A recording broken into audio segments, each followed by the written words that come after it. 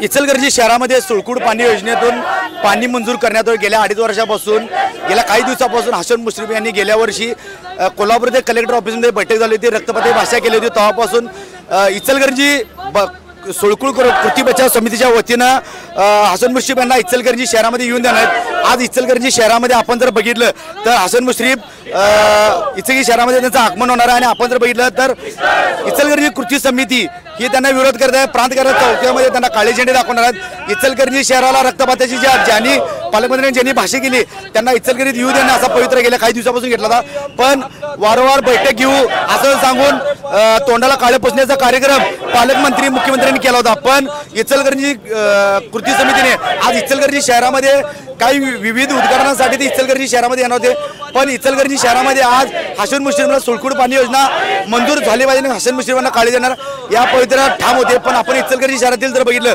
तर सुळकूड पाणी योजनेचे कृती समितीचे सर्व प्रतिनिधी प्रांतकार्य चौकामध्ये निदर्शने करून आले आहेत। या ठिकाणी या प्रांतकार्य चौकामध्ये मोठा पोलीस बंदोबस्त तैनात करण्यात आला। आपण जर बघितलं कोणत्या अनुचित प्रकार घडू नये यासाठी मोठा पोलीस बंदोबस्त तैनात करण्यात आलेला आहे।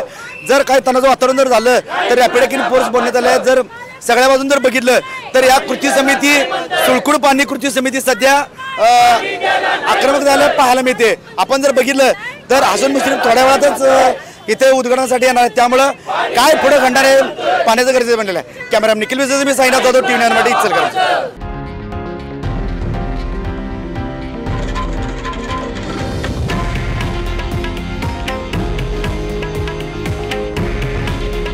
हे आहे देशातील नंबर 1 न्यूज नेटवर्क आणि आपण पाहत आहात TV9 मराठी। काळजी तुमची, हित महाराष्ट्राचं।